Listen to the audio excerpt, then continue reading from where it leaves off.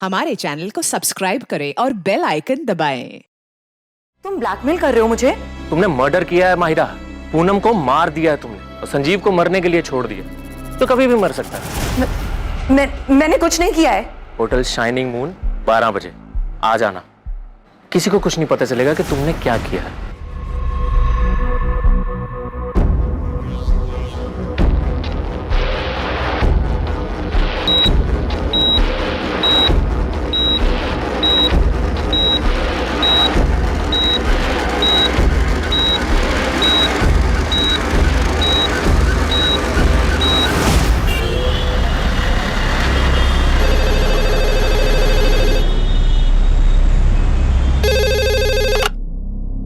Hello, मैंने कुछ नहीं किया है, मुझे फंसाया जा रहा है। कौन? मनीष कालरा? हाँ सर। अगर तूने कुछ नहीं किया है तो सामने आ। ये क्रिमिनल्स की तरह छुप छुप कर भाग क्यों रहा है? सर, आप लोग सारा इल्जाम मुझ पे डाल दोगे, जबकि सच तो यह है कि पूनम मुझे ब्लैकमेल कर रही थी। तेरे लिए अच्छा यही होगा कि तू सरेंडर कर दे। लेकिन सर, मैंने कुछ किया ही नहीं है। अगर तूने सरेंडर नहीं किया ना, तो हम तेरा जीना दुश्वार कर देंगे और तेरे वो दोनों साथी कमलेश, रंजन और पंकज दास को भी हम ढूंढ निकालेंगे। इस पड़ाव पर यह केस सबके सामने था। साफ था कि मनीष कालरा ने इस अपराध को अंजाम देने के लिए 2 हिस्ट्री शीटर्स को पैसे दिए थे। लेकिन क्या यह केस वाकई में इतना साफ था जैसा कि सोचा जा रहा था? हाँ राठौर, गन सेलर उस्मान शेख की खबर हाथ लगी है। मेरी टीम वहां पहुंच रही है, मैं भी निकल रहा हूं। तुम्हें यहाँ से कोई मदद चाहिए? नहीं, फिलहाल तो कोई हेल्प नहीं चाहिए। हम उस्मान को तो पकड़ ही लेंगे, उसे तोड़कर बल्लू का पता तो मिल ही जाएगा। सर, संजीव के फादर धनीराम को बल्लू का जो धमकी वाला कॉल आया था, बस इतना समझ लो कि बहुत साज़ें खींच ली हैं संजीव ने। अब और जीना है उसको तो मुझे पैसे दे दो। ट्रेस नहीं हो पाया? सब फेक है सर। आईडी एड्रेस सब फर्जी यूज हुआ है। संजीव की कंडीशन में कोई इंप्रूवमेंट हुई? पेशेंट ट्रीटमेंट पर रिस्पॉन्ड कर रहा है। डॉक्टर, संजीव बात करने की कंडीशन में कब तक आ सकता है? ये बता पाना मुश्किल है, लेकिन इतना कंफर्म है कि पेशेंट सर्वाइव कर जाए। यमुना जी, यहाँ हॉस्पिटल में कोई माहिरा तलवार नाम की लड़की आई थी संजीव से मिलने? नहीं, पर ये माहिरा तलवार कौन है?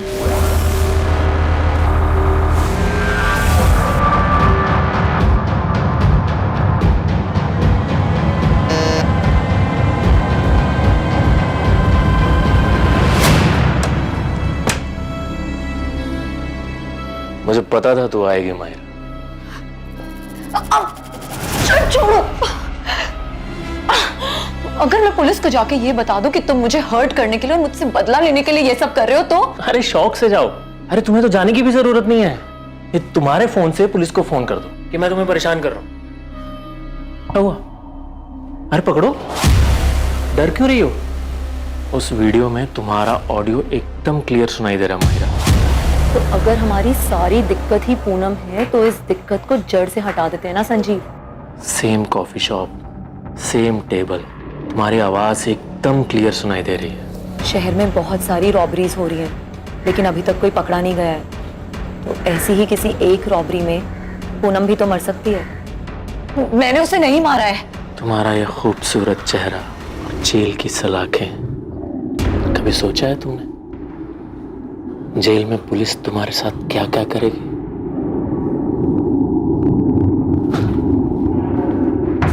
खड़ी क्या हो? चलो कपड़े उतारो।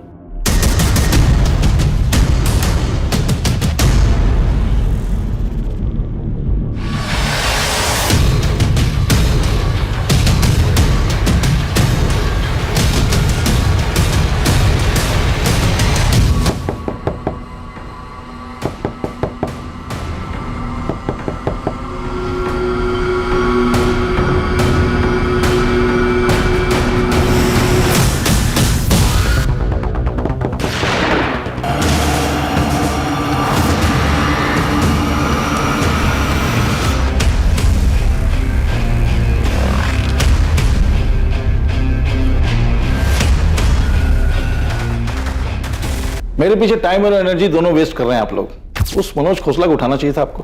पूनम के कहने पर तुमने किसे हायर किया था? इस सवाल का जवाब यह है कि ना तो मैंने किसी को हायर किया, ना ही पूनम के वाहियात ख्याल को पूरा करने में उसकी कोई हेल्प की। मैं सब कुछ बताऊंगा आपको, लेकिन आप मेरी बात पे यकीन नहीं करेंगे। आप रिसोर्सेज वेस्ट करेंगे, मेरे पीछे खबरी लगाएंगे, कॉल डिटेल्स निकलवाएंगे, लेकिन आपको मिलेगा कुछ नहीं, क्योंकि मैंने जो कुछ किया है बड़ी सफाई के साथ किया है। सर मैंने कुछ किया ही नहीं है। आप मनोज खोसला को उठाइए। ऐसा क्या जानते हो तुम मनोज खोसला के बारे में? शोर की दाढ़ी में तिनका, नर्वस है वो, उठाइए उसको। अच्छा, पूनम के बारे में एक बात और बताता हूं आपको मैं। पूनम गर्दन तक धसी हुई थी कर्जे में, 1 करोड़ से ज्यादा। वो सारा पैसा मनीष कार्ला नाम के बंदे से लेती थी। पूनम की गर्दन थी उसके हाथ में, तो पूनम के पास मनोज की गर्दन दबा के पैसे निकलवाने के अलावा कोई और रास्ता नहीं था। वो मनोज खोसला पे जोर दे रही थी कि वो फ्लैट बेचकर हिस्सा दे दे। फ्लैट की कीमत थी 1 करोड़ 25 लाख। मनोज, मुझे सिर्फ पैसे चाहिए, एनी हाउ जरूरत है मुझे। अब चाहे तुम मार्केट रेट पे 50% कैश दो या फिर फ्लैट बेचकर मुझे पैसे दो। इतना सब कुछ जानते हो तो ये बात पहले क्यों नहीं बताई गिरीश?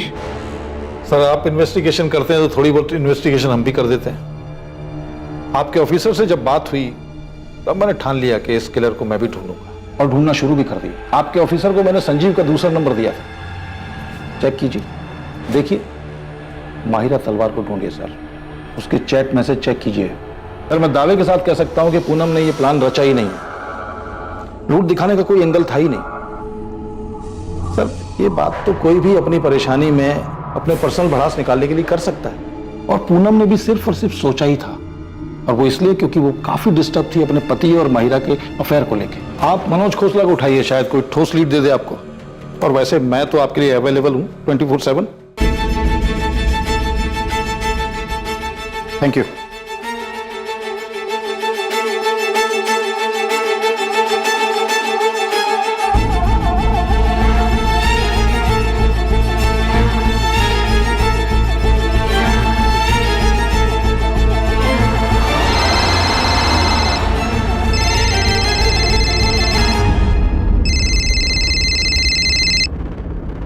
हेलो, माहिरा तलवार? जी मैं असिस्टेंट सब इंस्पेक्टर आरती त्रिवेदी बोल रही हूँ। जी बताइए। बात करनी है तुमसे। कब आ सकती हो रसिक विहार पुलिस स्टेशन? मैम कल मेरा वीकली ऑफ है तो मैं कल आ सकती हूँ। ठीक है। सुबह 10:30 बजे रसिक विहार पुलिस स्टेशन।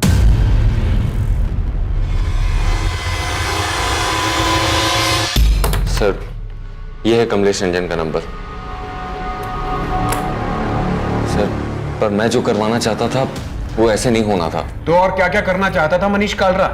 सर पूनम के घर पे अटैक का प्लान था ही नहीं, और प्लान में उसके हस्बैंड संजीव को किसी भी तरह का हार्म पहुंचाने का कोई इंटेंशन नहीं था हमारा, क्योंकि सर उससे मेरी कोई दुश्मनी है ही नहीं। सर मैं मानता हूं कि मैंने पूनम को मारने के लिए कमलेश को सुपारी दी थी, लेकिन ये काम ऐसे नहीं होने वाला था। सर कमलेश ने मुझे बताया था कि वो इसे रोड एक्सीडेंट में करेगा, उसके घर पे नहीं, ताकि पूनम का मर्डर एक हादसा लगे। पूरा प्लान रेडी है सेठ, कुछ ही दिनों में आपका काम हो जाएगा। अब तक तो काम हो जाना चाहिए था ना कमलेश। उन्हें मुझे आए दिन धमकी दे रही है, मैं नहीं चाहता कि वो पुलिस के पास जाए। और एक तो तुम्हारा प्लान है कि... अरे सेठ आप बेफिक्र रहिए, पूरी फील्डिंग हो चुकी है। पूनम कब पार्लर जाती है, किस रास्ते से घर जाती है, सब पता चल गया। किलिंग भी नहीं लगेगी, पूरा का पूरा एक्सीडेंट ही लगेगा। सर कमलेश ने बताया था कि वो एक काम रोड एक्सीडेंट में करेगा, पर जो हुआ वो प्लान का हिस्सा था ही नहीं। मेरा भरोसा कीजिए सर। तेरा भरोसा करे मनीष कालरा? मर्डर की सुपारी दी है तूने, और उस हिस्ट्री शीटर ने तुझे एक्सीडेंट बताया। उस हिस्ट्री शीटर की बात का भरोसा करें हम? साले कमलेश रंजन को भी लटकाऊंगा और साथ में तुझे भी। पूनम के मर्डर के बाद इसी नंबर पे बात हुई थी तेरी कमलेश के साथ? ये नंबर तो बंद है। उसने नहीं मारा है पूनम को। इनफैक्ट पूनम के मरने के बाद वो बाकी के पैसे तक लेने नहीं आया। और हम इस पर विश्वास कर ले? मैं सच कह रहा हूं सर, ये किसी और का काम है। मैं सिर्फ पूनम को मरवाना चाहता था, क्योंकि तंग आ गया था मैं उससे। एक तो मेरे लोन के 1.5 करोड़ रुपए नहीं लौटा रही थी, और ऊपर से सर इस 2 नाव की सवारी में मेरा जीना मुश्किल हो गया था, फंस गया था सर मैं। तुमने आज तक एक भी इंस्टॉलमेंट नहीं लौटाया है। पर हम तो लवर्स हैं ना मनीष। हाँ लेकिन ये लोन हमारे लवर्स वाले एंगल का हिस्सा नहीं है पूनम। तुम ये कैसी बातें कर रहे हो मनीष? पूनम मुझे मेरे पैसे वापस चाहिए। मैंने वो पैसे तुम्हें एज ए लोन दिए थे। मनीष दोनों पार्लर को मिलाकर भी कुछ खास रिटर्न नहीं आ रहा है, इसीलिए मैंने दिवाली पर हैवी डिस्काउंट ऑफर रखा है। क्या पता बिजनेस पिक कर जाए। और ये बात तुम्हें मुझसे ज्यादा अच्छे से पता है कि मार्केट स्लो डाउन है। इसलिए तो पैसे वापस मांग रहा हूँ पूनम। मैं मार्केट से अलग नहीं हूँ, मुझे भी पैसों की जरूरत है। पर अचानक ये पैसों की बात कहाँ से आ गई मनीष? क्या मैं तुम्हें वो सब कुछ नहीं दे पाई जो तुम्हें खुशी दे सके, जो तुम्हें चाहिए था? तो मुझे कोई एक तरफा नहीं मिला है पूनम, तुम्हें भी मुझसे वो सारी खुशियां मिली हैं। तुम्हें हो क्या गया है मनीष? पूनम आज के बाद हम ऐसे नहीं मिलेंगे। आज ही आखिरी था। आज के बाद इट्स स्ट्रिक्टली बिजनेस। तुम प्लीज मेरे पैसे लौटा दो और भूल जाओ कि हमारे बीच में कुछ हुआ भी था। Avantika, am I right? उसी की वजह से तुम मेरे साथ ये कर रहे हो ना? तुम तो गए मनीष। बेस्ट लॉयर हायर करूंगी और रिद्धि मेरे साथ रहेगी और एलिमनी में इतना पैसा मांगूंगी ना कि तुम सड़क पर आ जाओगे। अवंतिका, मैं सिर्फ सो रहे थे ना उसके साथ? मैं बहक गया था अवंतिका। पूनम बस मेरी क्लाइंट है। लेकिन अब तुम उसके क्लाइंट हो। होटल में उसके साथ गुलछरे उड़ाते हो ना। अब ये बात मैं सबको बताऊंगी, रिद्धि को भी और कोर्ट को भी। अवंतिका, हम बस फिजिकल हुए थे। एक बार डाइवोर्स हो जाने दो, फिर मैं भी ढूंढ लूंगी किसी को, सिर्फ फिजिकल होने के लिए। अवंतिका, चिल्लाओ मत, रहो उसी के पास। शादी करो या बाहर में जाओ, मैं तुम्हें रास्ते पर ला दूंगी, बर्बाद करके छोड़ूंगी। अवंतिका को अचानक सब कुछ पता चल गया, इसलिए अचानक तुम मुझे छोड़ रहे हो। अवंतिका मेरी वाइफ है, मेरी फैमिली है, और हम दोनों के बीच में जो हो रहा है वो कभी खत्म नहीं हो सकता मनीष। तुम कैसी बात कर रही हो पूनम? तुम्हारी खुद की फैमिली है, हस्बैंड है। हस्बैंड, राइट, हस्बैंड जिसका अफेयर किसी और के साथ चल रहा है। फिर तो उसमें मैं क्या करूं पूनम? देखो, तुम प्लीज मेरे लोन के पैसे मुझे लौटा दो और भूल जाओ कि हम एक दूसरे को कभी जानते भी नहीं। हम दोनों के बीच जो कुछ हुआ उसमें हम दोनों की मर्जी थी, तो जब चाहो तुम मुंह उठाकर सब कुछ खत्म नहीं कर सकते। सर, घर पे अवंतिका मुझे धमका रही थी और बाहर पूनम। सर, अवंतिका तो मेरी वाइफ है, मैं उसे नहीं छोड़ सकता था, पर पूनम ने तो सारी लिमिट्स क्रॉस कर दी थी। सर, मैं तुम्हें बर्बाद कर दूंगी मनीष, कहीं का नहीं छोड़ूंगी तुम्हें। ये सही नहीं है पूनम। तुम मेरे साथ थी क्योंकि तुम्हें भी अच्छा लग रहा था, पर अब नहीं। मुझसे भागना इतना भी आसान नहीं है मनीष। मैं तुमसे भाग नहीं रहा हूँ। मैं भागने भी नहीं दूंगी मनीष। अगर तुम्हारी वाइफ तुम्हें कोर्ट में ले जाने की धमकी दे रही है तो मैं तुम्हें पुलिस स्टेशन लेके जाऊंगी। लेकिन मैंने तुम्हारा किया क्या है पूनम? रेप किया है तुमने मेरा मनीष। नहीं, इनोसेंट मत बनो। तुमने मुझे लोन दिया, उसे वापस लेने के लिए तुम मुझे ब्लैकमेल कर रहे हो और जबरदस्ती रेप करना। बस यही बात मैं पुलिस स्टेशन जाके बोल दूंगी। तुम ऐसा नहीं कर सकती पूनम। मैं बिल्कुल कर सकती, इनफैक्ट मैं ऐसा ही करूं। मैं दोनों के बीच में पिसता जा रहा था सर, लेकिन अपनी फैमिली की कसम खा के कह रहा हूं कि मैंने ये नहीं करवाया। ये डिसाइड हुआ था कि कमलेश इस हादसे को एक्सीडेंट का रूप देगा, पर यहाँ तो रॉबरी और मर्डर हुआ है सर। सर, ये किसी और का काम है। सर, अभी जो नंबर मैंने आपको दिया था सर, जब पूनम के मर्डर की खबर आई थी ना, तो मेरी इसी नंबर पर कमलेश से बात हुई थी। ये क्या कर दिया कमलेश? दिमाग खराब हो गया है। ये खबर पढ़ के मैं खुद हैरान हूं सेठ। तुमने क्या कहा था? उसका एक्सीडेंट होगा। अरे सेठ, हमने कुछ किया ही नहीं है। झूठ मत बोलो। मैं क्यों झूठ बोलूंगा सेठ? मैंने सुपारी उठाई, काम किया होता तो आपको फोन करता, बैलेंस पेमेंट लेने आता, और हमने तो एक्सीडेंट सोचा था ना, पर किसी टेढ़ी खोपड़ी ने घर में घुस के मार दिया दोनों। सर, मैं कसम खा के कह रहा हूं कि मैंने सुपारी दी थी, लेकिन प्लान एक्सीडेंट का ही था। साले, तेरे जैसे मास्टरमाइंड और कमलेश जैसे हिस्ट्री शीटर पर भरोसा करने लगे ना, तो हमें नौकरी छोड़ के घर बैठ जाना चाहिए।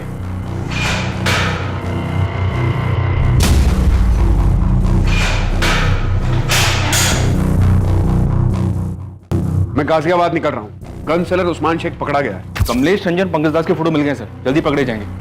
आरती को मायरा और संजीव के चैट मैसेजेस मिले हैं। मायरा को बुलाया इंक्वायरी के लिए। उधर भी कोई प्लानिंग चल रही थी? अभी तक पिक्चर क्लियर नहीं है सर। संजीव और मायरा का भी अफेयर चल रहा था। पूनम से छुटकारा पाने की बात चल रही थी। जितने लोगों का पता चला, सबके पास अपना अपना मोटिव था। सब अपनी अपनी प्लानिंग में लगे थे। सर, ये पूनम का भाई मनोज खोसला, इसको भी उठवाता हूँ। इस रॉबरी कम मर्डर के पीछे के षड्यंत्र की दस्तक हर तरफ से आ रही थी। इल्जाम किसी पर भी लगाया जा सकता था, या तो पूनम पर जो मर चुकी थी, या फिर संजीव पर जो बेहोशी की हालत में था। हर एक का मकसद और इरादा बिल्कुल फिट हो रहा था, लेकिन असली गुनहगार अब भी पहुंच के बाहर था। मैंने बल्लू को .25 कोलेट गन बेची थी, ये मैं यादव साहब को पहले ही बता चुका हूँ, लेकिन ये वाला कांड किसने किया ये मैं नहीं जानता। मैं बस गन बेचता हूँ साहब, उसे चलाने का काम नहीं करता। बल्लू को कितनी गन्स बेची है? 2। कब? ये कोई 1 महीना पहले। मतलब उसके बेल पे बाहर आने के बाद? हाँ। कहाँ? दोनों के लिए 2 साइलेंसर्स खरीदे थे उसने? जी, 2 .25 कोलेट गन, 20 गोलियां और 2 साइलेंसर्स। ये सारा सामान बल्लू ने करीब 1 महीना पहले खरीदा है। मनोज को उठा लिया सर, उसे भी इंटरोगेट करूंगा। कर लो जायसवाल, लेकिन हमारा प्राइम सस्पेक्ट बल्लू ही है। मनीष कालरा भी शायद सच बोल रहा है कि उसने प्लान किया था सुपारी किलर कमलेश के साथ मिलकर, लेकिन काम जरूर बल्लू ही कर गया। सर, मुझे माहिरा के चैट्स मिले। संजीव और किसी शोएब नाम के बंदे के साथ उसके जो चैट्स हैं उनसे काफी कुछ मिला है। शोएब के मैसेजेस से ये लग रहा है कि शोएब माहिरा को ब्लैकमेल कर रहा था। तो उसने मैसेज भेजा कि मैं अच्छी तरह जानता हूँ कि तुमने कैसे प्लान बनाया और कैसे अंजाम दिया। मैं उन दोनों को भी अच्छे से जानता हूँ जिसे तुमने भेजा था, फोन करो मुझे। अभी शोएब कौन है? तो ये तो वही बताएगा। मैंने 2 कांस्टेबल भेजे उसे उठाने के लिए। वैसे इन मैसेजेस से ये लगता है कि शोएब काफी कुछ जानता था और इसी वजह से वो माहिरा को ब्लैकमेल कर रहा था। ये हो क्या रहा है? मनीष का पूरा चिट्ठा खुलता है, वो एक्सीडेंट का प्लान बताता है। बल्लू का सब कुछ क्लियर दिखाई दे रहा है, गन्स खरीदना, साइलेंसर खरीदना, और अब ये शोएब और माहिरा की नई एंट्री हो रही है। सर इस केस में सबकी किसी न किसी से रंजिश रही है। यहां तक कि पूनम और संजीव के बीच भी कुछ भी ठीक नहीं था। सब लोग बस एक मौके की तलाश में थे। दिल्ली और उसके आसपास के इलाकों में बलराम जलोटा उर्फ बल्लू की बड़े पैमाने पर तलाश शुरू हुई। माहिरा तलवार के एंगल को भी अनदेखा नहीं किया जा सकता था। उसके चैट मैसेजेस से साफ पता चल रहा था कि वो भी पूनम से छुटकारा पाने की फिराक में थी। संजीव जो उन हमलावरों के बारे में बता सकता था, वो अब भी बेहोश था।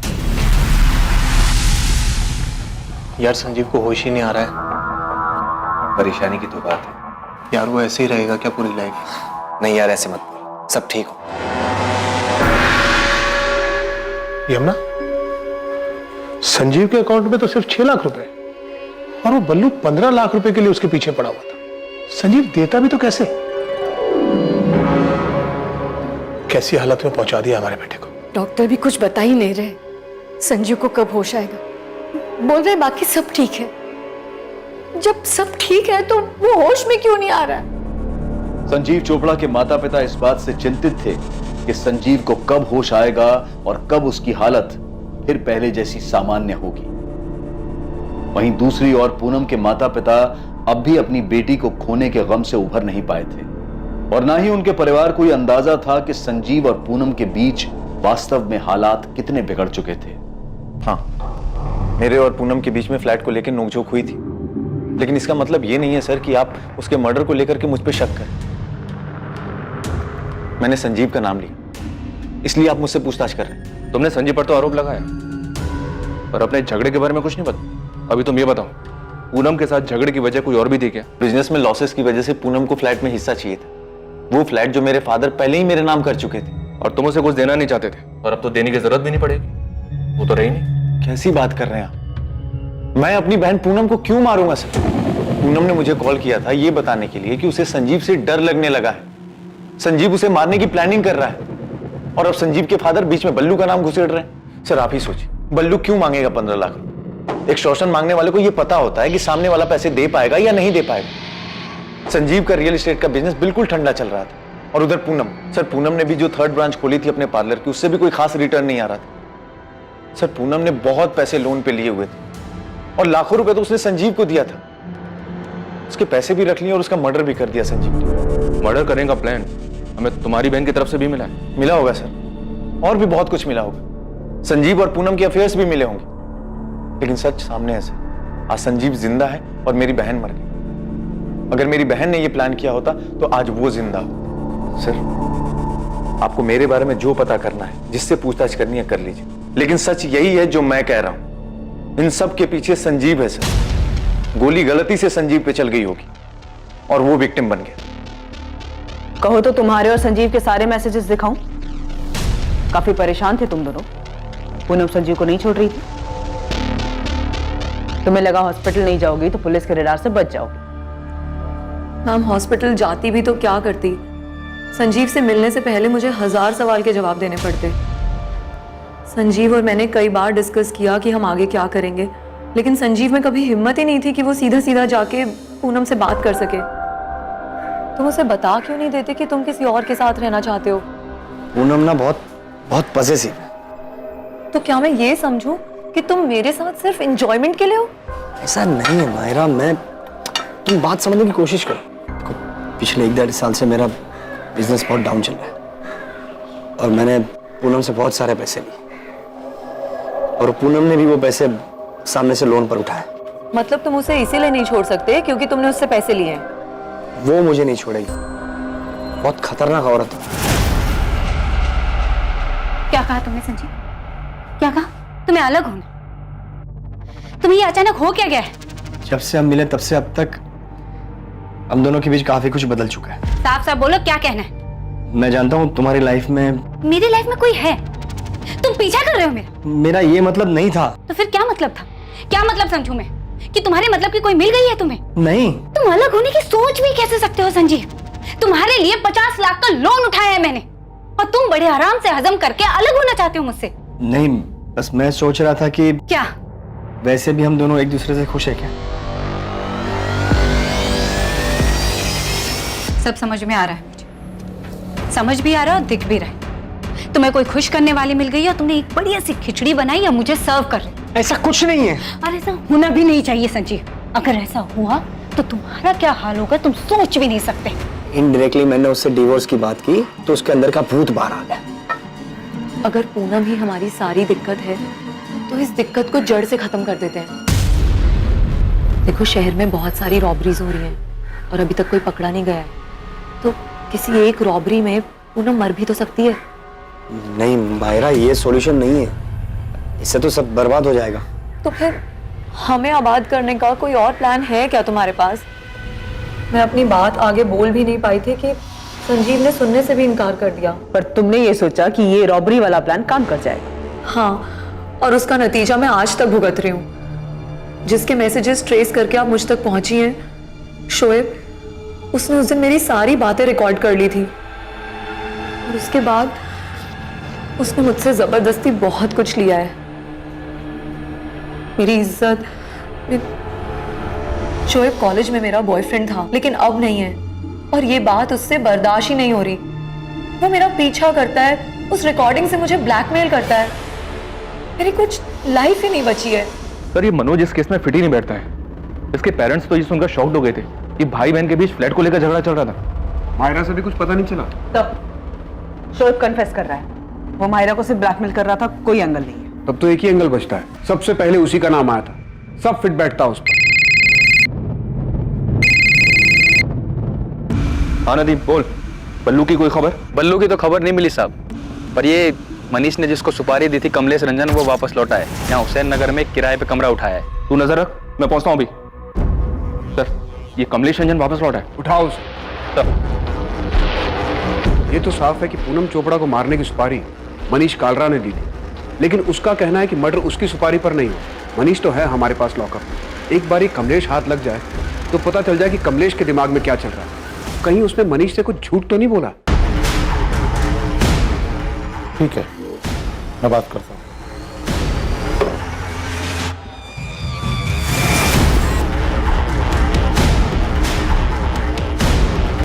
वो वाला कमरा है साहब।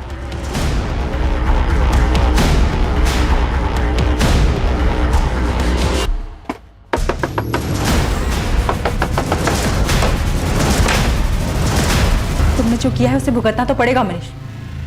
तुमने अपनी कब्र खुद खो दी है। माफ कर दो मुझे, मैं तो बस सब पहले जैसा ठीक करना चाहता था। पहले जैसा अब कुछ नहीं रहा मनीष, सब कुछ बिगड़ चुका है।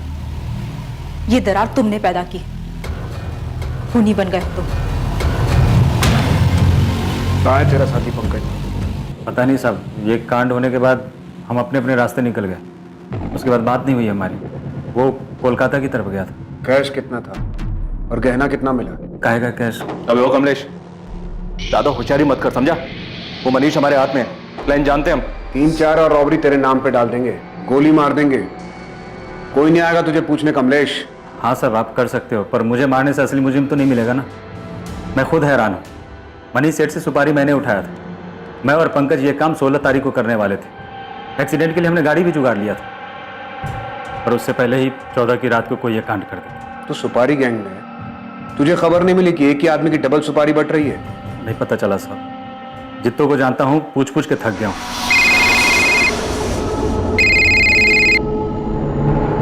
हेलो, नमस्कार, मैं गिरीश रावत, प्राइवेट डिटेक्टिव। पहचाना?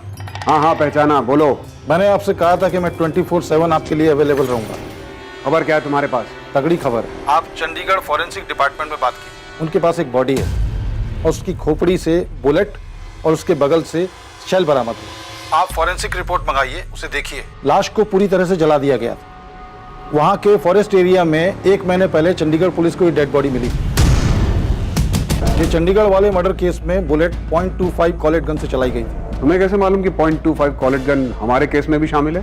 थैंक यू इंस्पेक्टर, आप तो तारीफ करेंगे नहीं तो सोचा मैं ही थैंक यू बोल देता हूँ। वैसे ये इन्फॉर्मेशन मुझे अपने चंडीगढ़ नेटवर्क से मिली थी और आज तक चंडीगढ़ पुलिस को ये नहीं मालूम कि डेड बॉडी किसकी है। शायद ये इन्फॉर्मेशन आपके कुछ काम आ जाए। 2.25 कोलेट गन, 20 गोलियां और 2 साइलेंसर्स। ये सारा सामान बल्लू ने करीब 1 महीना पहले खरीदा है। जी सर, जंगल में मिली थी बॉडी, 17 सितंबर की बात है, एकदम जली हुई कंडीशन में। आज तक पहचान नहीं हो पाई विक्टिम की, वैसे पहचानना मुश्किल है। ये मर्डर बलराम जलोटा उर्फ बल्लू का ही काम होगा। हाँ, दिल्ली पुलिस हेडक्वार्टर से वांटेड लिस्ट आई, उसमें फोटो मिला है उसका। बल्लू हमारे यहाँ से वांटेड है, मर्डर कम रॉबरी केस में। मर्डर में यहाँ जो गन यूज हुई है वो .25 कॉलेट गन है। शायद तुम्हें भी यही मिला। हाँ, यही है। बुलेट विक्टिम के स्कल से रिकवर हुआ था और सेल भी वहीं पास में पड़ा था। FSL के पास ही है वो, और रिपोर्ट दी है उन्होंने कि गोली .25 कॉलेट गन से ही चली थी। मुझे FSL से वो बुलेट चाहिए। मेरा ऑफिसर अंकुर सिन्हा ये कोऑर्डिनेट करेगा। बुलेट आपको मिल जाएगी सर। क्राइम सीन और बंट बॉडी के फोटो भी हैं हमारे पास, पर बॉडी हमने क्रिमिनेट कर दी है। पर विक्टिम का DNA प्रिजर्व्ड है। आइडेंटिटी ट्रेस करने में दिक्कत इसलिए आ रही है क्योंकि कोई मिसिंग रिपोर्ट ही मैच नहीं हो पा रही है। एक अनजान आदमी की चंडीगढ़ में हुई हत्या और उस हत्या में इस्तेमाल की गई गन का संजीव और पूनम के घर पर हुई डकैती और हत्या के केस से निश्चित तौर पर संबंध था। मगर इन कड़ियों को जोड़ पाना और प्राइम सस्पेक्ट बलराम जलोटा और बल्लू तक पहुंच पाना पुलिस के लिए आसान साबित नहीं होने वाला। इस मामले में हॉस्पिटल से अभी कुछ और चीजें सामने आनी थी, जहां संजीव चोपड़ा धीरे धीरे रिकवर हो रहा था। सर, एक गुड न्यूज है। ये खबर मैंने आपको पहले इसलिए नहीं दी बिकॉज मैं आपको डिसअपॉइंट नहीं करना चाहता था। संजीव चोपड़ा को होश आ गया डॉक्टर? जी हाँ, 3 दिन पहले। अब संजीव बात करने की कंडीशन में है, लेकिन मैं आपको 5 मिनट से ज्यादा अलाउ नहीं कर सकता। इन्वेस्टिगेटिंग टीम को उम्मीद थी कि संजीव चोपड़ा होश में आकर उन्हें हमलावरों के बारे में बताएगा, कोई जानकारी या सुराग देगा। लेकिन क्या वाकई ये जानकारी कुछ अलग साबित होने वाली थी, जो कि इन्वेस्टिगेटिंग टीम को पहले से नहीं पता था? संजीव,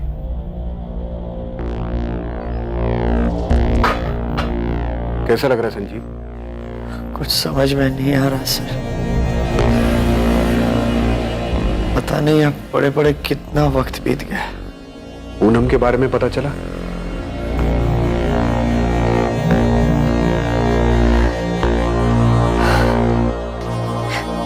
मुझे यकीन नहीं हो रहा मैं कैसे बच गया। तुम्हारे फादर ने तुम्हारे कजन बल्लू का नाम लिया, वो धमका रहा था तुम्हें। हाँ सर, बल्लू ने ही धमकी दी थी। मुझे क्या पता था वो सच में ऐसा कुछ करेगा। पक्का वो बल्लू ही था? हाँ सर, वो बल्लू ही था। बल्लू ने मुझसे 15 लाख रुपए मांगे थे। मुझे क्या पता, नहीं दूंगा तो अटैक करेगा। आपने पकड़ा बल्लू को सर? जल्द पकड़ लेंगे, अब तुम आराम करो। बस यही कंफर्म करना था कि ये सब कुछ बल्लू ने किया है। सर, बल्लू पकड़ा गया? हर जगह पुलिस अलर्ट है उसके लिए, जल्दी पकड़ा जाएगा। आप संजीव का ख्याल रखिए।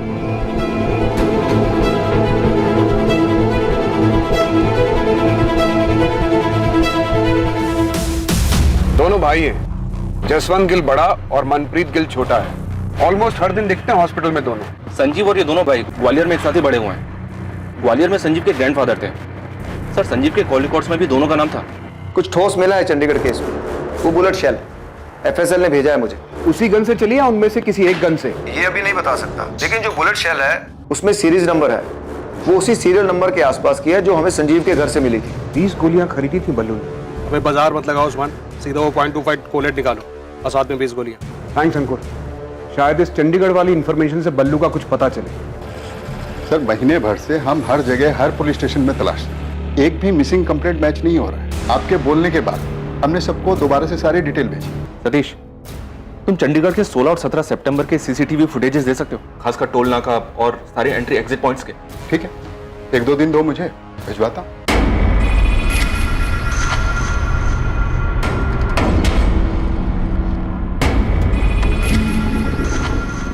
जसवंत, वो बंदा दिखाई दे रहा है तुझे? कौन? वही जो बाइक के पास खड़ा लाइनिंग टी-शर्ट वाला। वो 2 दिन से यहीं दिखाई दे रहा है। हाँ यार, इसको तो हॉस्पिटल के अंदर भी देखा था मैंने। ये ले भाई।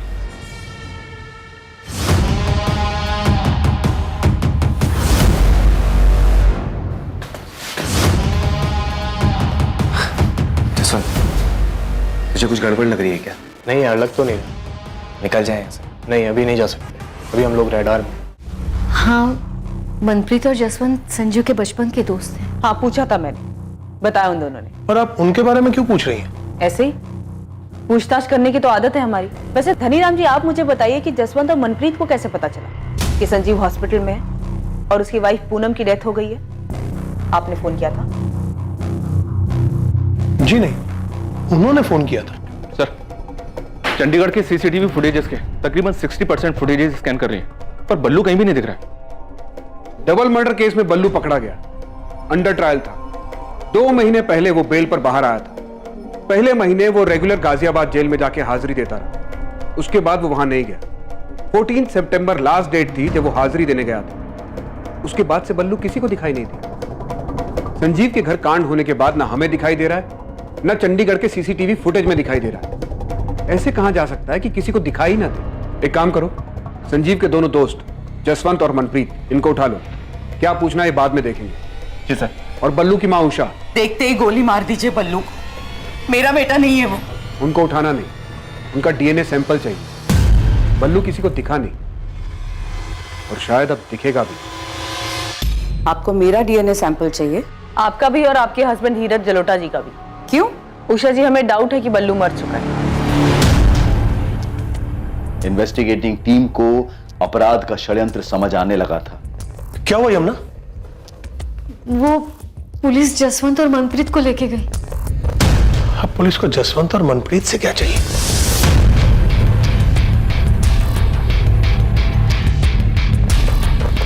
चंडीगढ़ से मिली अनजान लाश के प्रिजर्व किए गए डीएनए सैंपल्स बलराम जलोटा उर्फ बल्लू के माता पिता उषा और धीरज जलोटा के डीएनए सैंपल्स के साथ मैचिंग के लिए भेजे गए। बैठ जाओ। सिर्फ एक बार पूछूंगा, ये जली हुई बॉडी बल्लू की है ना? भूल के ना तो बोलना ही मत। सीसीटीवी में देखे हो तुम दोनों। हमारी मार झेल नहीं पाओगे, फिर आवाज नहीं, चीख निकलेगी।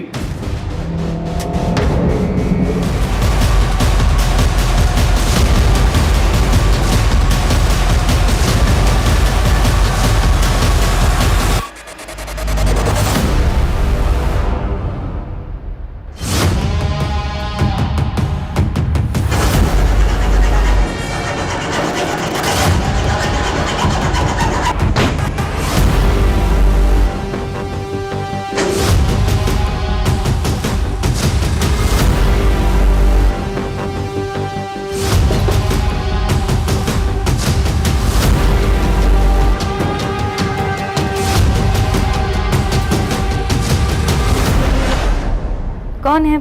सर, प्लान हमारा नहीं था सर। हमें तो सिर्फ पैसे मिलने वाले थे और घर में कोई लूट भी नहीं हुई थी। सर, प्लान हमारा नहीं था सर। हमें तो सिर्फ पैसे मिलने वाले थे और घर में कोई लूट भी नहीं हुई थी। तो चेक साइन कर देना यार संजीव। संजीव लाले पड़े, कब से तेरा होश में आने का इंतजार कर रहे थे। मेरी ये हालत तेरी वजह से हुई है मनप्रीत। लेकिन काम तो हो गया ना यार। देख, काम हो गया, अब पता नहीं कभी उठ भी पाऊंगा या नहीं। बोलता है काम तो हो गया। बोल संजू, क्या काम है? तेरे लिए जो भी होगा सब कर दूंगा। पूनम को मारना है, डाइवोर्स दे दे। पूनम ना मुझे डाइवोर्स देगी ना मुझे छोड़ेगी। पहले वो सारे पैसे लौटा दो जो मैंने तुम्हें लोन पर उठा कर दिए, उसके बाद इस कोठी पर मेरा नाम लिखवा दो। तो पूनम भरोसा करो मुझ पर, मैं डाइवोर्स के बाद में भी पैसे लौटा दूंगा। बेवकूफ समझाया क्या तुमने मुझे संजीव? हाँ, मनीष का लोन मेरे सर पर है तो इस बात का फायदा उठाकर तुम मुझे छोड़कर वो माहिरा के साथ चले जाओ। पर यू नो व्हाट, मैं तुम दोनों को देखकर ना तो खुश हो पाऊंगी, मैं डाइवोर्स दे जिंदगी बर्बाद कर दूंगी, रगड़ दूंगी तुम्हें। और ऐसा करने से तुम्हारे कलेजे को ठंडक पहुंचेगी। चाहे कुछ भी हो, तुम्हें आराम से नहीं रहना। और रही बात डाइवोर्स की, तो सोचना भी मत। हटा देंगे तुम्हारे रास्ते से गाटा। हमको क्या बोले? तू बता। 15 लाख दिए। लेकिन तू ये कांड नहीं करेगा। तो तुम करोगे? मेरे 2 दोस्तों को तैयार कर, गन चलाने की ट्रेनिंग दे, वो करेंगे काम। ऐसा क्यों? तभी तो पुलिस को लूट और रॉबरी का केस लगेगा, और मैं बोलूंगा कि तू एक्सटॉर्शन के पैसे के लिए मेरे पीछे पड़ गया था, तो पुलिस के रडार में आएगा ही नहीं और पुलिस तुझ तक पहुंच नहीं पाएगी। देखो, शहर में बहुत सारी रॉबरीज हो रही हैं और अभी तक कोई पकड़ा नहीं गया है, तो किसी एक रॉबरी में पूनम मर भी तो सकती है। एक तरफ पुलिस को लूट और रॉबरी का केस लगेगा और दूसरी तरफ तेरा नाम आएगा एक्सटॉर्शन। पुलिस किसी नतीजे पर पहुंच नहीं पाएगी और थोड़े दिनों में अपने आप ये केस बंद हो जाएगा। धन्य हो मेरे भाई। मैं सोच रहा था कि अपने खानदान में सिर्फ क्रिमिनल बुद्धि ना मेरे पास ही है, लेकिन तुम तो मुझसे भी आगे की सोच रहे हो। कमाल है। जसवंत और मनप्रीत को सिखा गन कैसे चलाते हैं। गन पर साइलेंसर होना चाहिए। टेंशन मत लो, हो जाएगा। कब करना है फाइनल डेट बता। तू गन का इंतजाम कर, ट्रेनिंग दे, डेट में बता दो।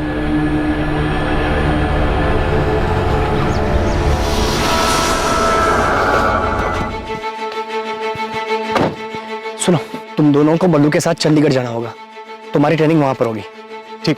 और मनप्रीत, तुम्हें मुझ पर गोली चलानी है। बल्लू तुम्हें बताएगा कि मुझे गोली कहाँ लगनी चाहिए, जहां लगने से मैं सेफ रहूंगा। और ध्यान से, कोई रिस्क नहीं चाहिए। Don't worry. और जसवंत, बल्लू तुम्हें बताएगा कि पूनम को गोली कहाँ लगनी चाहिए, जहां लगने से वो बचनी नहीं चाहिए। जिस दिन ट्रेनिंग खत्म होगी उस दिन बल्लू को गुरु दक्षिणा देना भूलना मत। गोली सीधे सर में लगनी चाहिए। बल्लू को मारना है? बचना नहीं चाहिए। लेकिन क्यों संजीव? क्योंकि बल्लू मेन सस्पेक्ट होगा और पुलिस उसे ढूंढने के लिए जमीन आसमान एक कर देगी। उसे मारने के बाद इतनी अच्छी तरह से जलाना ताकि कोई पहचान ना सके, और पुलिस के हाथों सस्पेक्ट लगेगा ही नहीं, केस अपने आप बंद हो जाएगा। कितने पैसे देने वाला था संजीव? सर 5 लाख। पर गलती हो गई मेरे हाथ से। 2 ही गोली चलानी थी, लेकिन गलती से 3 गोली चल गई संजीव पर, और वो भी गलत जगह। तुझे ट्रेनिंग भी दी थी ना, 2 गोली बोला था, तूने 3 गोली चला दी। गिनती भी नहीं आती कि कुछ और प्लान कर रहा था तू? संजीव ऐसा नहीं है यार, गलती से चल गई थी, जानबूझ के नहीं किया। गलती हो गई यार, समझना है। फुटो यहाँ से। जब मैं ठीक हो जाऊंगा तब पैसे की बात करेंगे। जाओ, निकलो यहाँ से। सर हमसे तो दोस्ती यारी में हो गया सर, आज तक कोई पैसा नहीं मिला सर, इसीलिए इतने दिन से हॉस्पिटल के चक्कर काट रहे हैं। पैसा नहीं, किलो के हिसाब से चार्जेस लगेंगे दोनों पर। ये तो नहीं पता तू कब फिर से ठीक होगा संजीव चोपड़ा, पर जब भी चलने फिरने लायक होगा तब हम लेंगे तेरी कस्टडी। डिवोर्स के लिए कोर्ट जाता, उसमें कम दिमाग खर्च होता तेरा।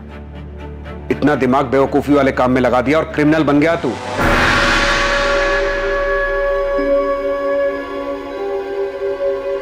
संजीव के माता पिता इस खुलासे से हैरान थे कि अपनी पत्नी से छुटकारा पाने के लिए उनके बेटे संजीव ने ऐसा क्रूर षड्यंत्र रचा था। मैं शुरू से ही कह रहा था आप लोगों कि ये सब संजीव का किया हुआ।